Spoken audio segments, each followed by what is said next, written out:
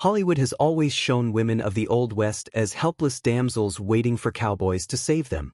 But real history tells a different story. There were killers, thieves, and gun women that school books preferred to hide. Some died in shootouts, others in miserable conditions that nobody likes to mention. Stories that will change what you thought you knew about that time. Chapter 2. Belle Starr. You've probably heard of Jesse James and Billy the Kid, but the Old West also had its dangerous women. Belle Starr was one of them, and her story is more complicated than any Western movie could show. Born Myra Maybelle Shirley in Missouri, she grew up in a respectable family, but the Civil War changed everything. She ended up getting involved with well-known outlaws and married twice to men wanted by the law. In Indian Territory, present-day Oklahoma, she ran horse and cattle theft operations while raising her children. In February 1889, 2 days before turning 41, someone lay in wait for her on a road and shot her in the back. The case was never solved. The main suspects, her own son and a neighbor she had beef with. To this day, no one knows who pulled the trigger. Want to dig deeper into figures like Belle Starr and the outlaws she ran with? I put together a collection of historical dossiers with court records, coroner's reports, and details Hollywood never showed. Number 2. Calamity Jane. Martha Jane Canary was orphaned as a little girl and had to fend for herself in the Old West. She worked as a scout for the Army and carried mail on the Pony Express, jobs that few men could handle. But life was too rough. Alcohol became a crutch and prostitution showed up as a way to pay the bills. Fame came in a strange way. She put on performances in shows where she would shoot even when she was drunk, and the crowd loved it. Her friendship with Wild Bill Hickok became legend, although no one knows exactly what went on between them. The end came in August 1903. At 51, pneumonia combined with decades of heavy drinking did her in. They found Martha in a room in deplorable conditions, barely able to recognize who was around her. And here's the curious part. Her friends buried her right next to Wild Bill. They say it was a parting joke. Number 3. Pearl Hart did something no other woman had done before in the Old West. Rob a stagecoach. In 1899 in Arizona, she cut her hair, dressed in men's clothes, and went after a passenger coach. She needed money to visit her sick mother in Canada. She managed to take $431, a fortune at the time. But here's the part nobody expected. She and her partner got lost in the desert while trying to get away. The police found them 2 days later, almost dead of thirst. The trial became a national sensation. Newspapers didn't know whether to treat her as a criminal or a hero. After she got out of jail, Pearl simply vanished off the map. She spent decades living quietly as a cook without anyone knowing who she really was. She died in 1955 at 84, taking with her the secrets of a life Hollywood never managed to tell. Number 4. Big Nose Kate. This Hungarian woman came to the United States as a child and ended up in the roughest saloons in Texas and Kansas. Kate wasn't just any brothel girl. She was smart, gutsy, and didn't take crap from anyone. When Doc Holliday, the tubercular dentist who became a legendary gunslinger, got captured and was about to be hanged, Kate didn't think twice. She set the whole jail on fire to get him out. Just like that, the two of them had a stormy relationship for years. She fought, drank, shot when she had to, and even ran her own places in the Old West. The funny thing is how this story ends. While a lot of outlaws died young and violently, Kate outlived all of them. She died in 1940 at 89 in Prescott, Arizona. But life wasn't kind at the end. She went out alone, broke, forgotten by a world she helped build. Number 5. Cattle Kate. Ellen Watson arrived in Wyoming in 1886 looking for a fresh start. She legally bought land and started raising cattle at a time when powerful ranchers controlled everything in the region. The problem was she didn't bow down to anyone. The cattle barons didn't like seeing an independent woman doing well. They spread rumors that she stole livestock and ran a brothel. The truth? She simply took calves as payment for services at her ranch. In July 1889, a group of influential ranchers decided to handle it their way. They dragged Ellen and her partner Jim Averill to an isolated canyon. No trial, no jury. She was only 28 when she died. None of the killers were convicted. Witnesses disappeared or died mysteriously before the trial. Number 6. Annie Oakley had aim so precise she could hit the tip of a cigarette in her husband's mouth from 30 paces away. Born Phoebe and Mosey in 1860, she started shooting at 8 to put food on the table for her poor family. By 15, she was already selling game to restaurants and hotels in Cincinnati. Buffalo Bill hired her for his Wild West show where she became the biggest attraction for 17 years.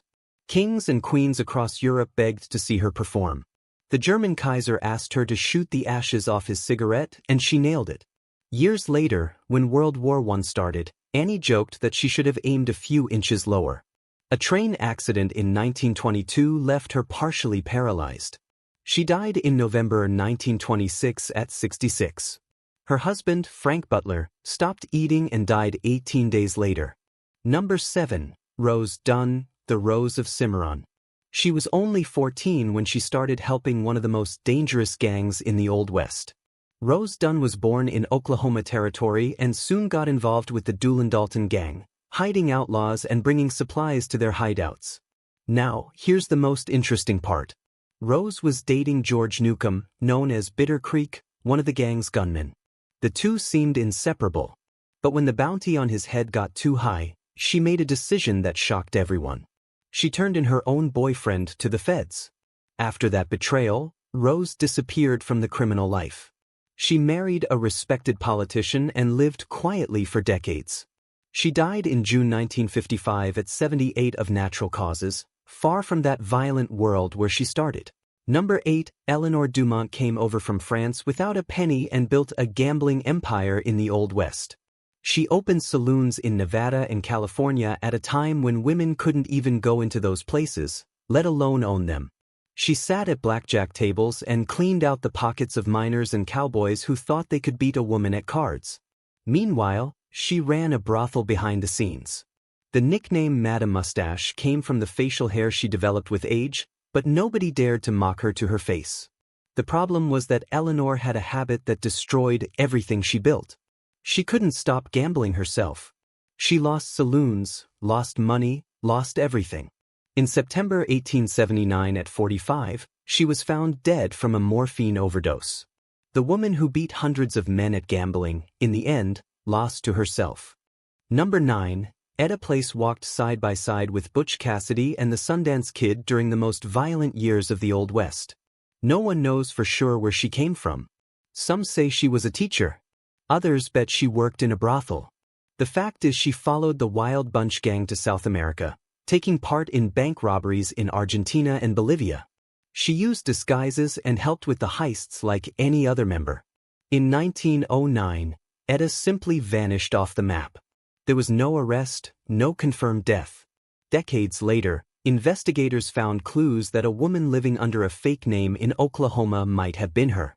That woman died in 1966 in her early 90s, taking her secret to the grave. Number 10. Mary Fields was born enslaved in Tennessee and gained her freedom after the Civil War. She moved to Montana and became the first black woman to carry mail for the U.S. Postal Service. She drove her stagecoach armed along dangerous trails, facing bandits and wolves without blinking. She was known for smoking thick cigars, hanging out in saloons, and never backing down from a fight. Locals respected her so much that the town shut down on her birthday. Mary lived to 82, dying in 1914 from liver complications caused by alcohol. At a time when women could barely vote and black people faced brutal segregation, she walked around the Old West armed, doing whatever she pleased. Few figures on the American frontier broke so many rules and lived to tell the tale. Want to dig deeper into figures like Mary Fields and the outlaws and legends of the frontier? Number 11. Laura Bullion was only 20 when she joined the most wanted gang in the Old West. Born in Alabama, she didn't sit at home waiting while the men did the work. Laura took part in train robberies with Butch Cassidy and the Wild Bunch, and she also forged money and checks for the gang. The law finally caught up with her because of the counterfeit bills. But here's the part not many people know. After serving her time, Laura simply vanished from history. For decades, nobody knew what had happened to the famous Rose of the Wild Bunch. She was alive the whole time, working as a janitor in Memphis, completely anonymous. No neighbor had any idea that quiet old lady had ridden with the most famous outlaws in America. Laura died in December 1961 at 85 of natural causes, taking her memories to the grave. Number 12. Alice Ivers came over from England as a young girl, but it was in the Old West that she built her legend. Known as Poker Alice, she wasn't just good at cards. She was one of the best. She sat at the toughest tables in Deadwood and Sturgis, where cheaters paid dearly for trying to con her. They say her revolver settled any argument over the game. While she was racking up fortunes in poker, she also ran a brothel, a common business in those frontier days. The curious detail is that she lived long enough to watch the world completely change around her. She survived shootouts, bankruptcies, and 3 husbands. In the end, it wasn't a bullet or a saloon brawl that took her down. It was gallbladder surgery followed by pneumonia in February 1930. She was 79, an English woman who owned the poker tables in the wildest territory in America. Number 13. Lottie Dino. Charlotte Tompkins was born in Warsaw, Kentucky, the daughter of a professional gambler who taught her everything about cards before he died in the Civil War. With no money and no family, she grabbed a deck and went to try her luck. In Texas saloons, Lottie sat at poker tables ruled by armed, dangerous men. They say she never lost an important game. Cowboys and gunslingers bet fortunes trying to beat her, but they walked away with empty pockets. What's wild is how this story ends. The woman who faced outlaws and lived in the Old West underworld simply walked away from that life. She got married, moved to Deming, New Mexico, and became a respectable lady in the community. She died on February 17, 1934 at 89 of natural causes. Number 14. Maddie Silks was born in Kansas and built an empire that few men of her time could match. She ran the most expensive brothel in Denver and wasn't afraid of anyone. When a rival tried to take her territory, Maddie handled it the old-fashioned way with pistols. The duel really happened and became a legend on the streets of Colorado. The craziest part is that she missed her shot and accidentally hit her own lover. Even so, she kept running the business for decades. Politicians and businessmen visited her places, and she knew the secrets of a lot of powerful people. Maddie piled up a sizable fortune at a time when women could barely even have a bank account. She died in January 1929 at 83 of natural causes, sleeping on silk sheets. Number 15. In 1867, Virginia City was one of the richest cities in the United States because of the silver mines. And in the middle of all that miners' chaos, an Englishwoman named Julia Bulett built a small empire. She came to Nevada with nothing, and within a few years she was riding around town in her own carriage.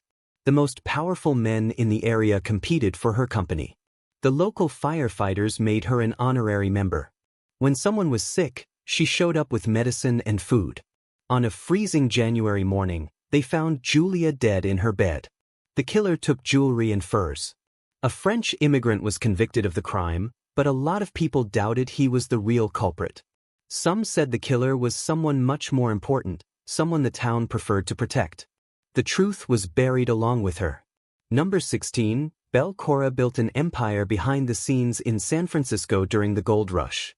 Born Arabella Ryan, she came to California in the 1850s and quickly realized the real money wasn't in the mines. Her establishments catered to politicians, businessmen, and even judges.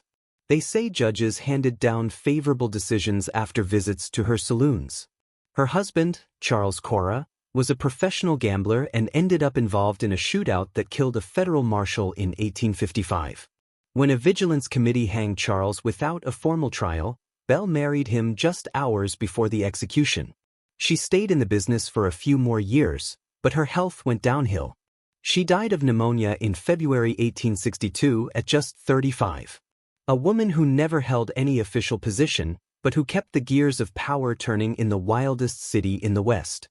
Women who killed, betrayed, and survived in brutal territory. They weren't damsels waiting to be rescued. They were truly dangerous. And maybe that's exactly why they were forgotten.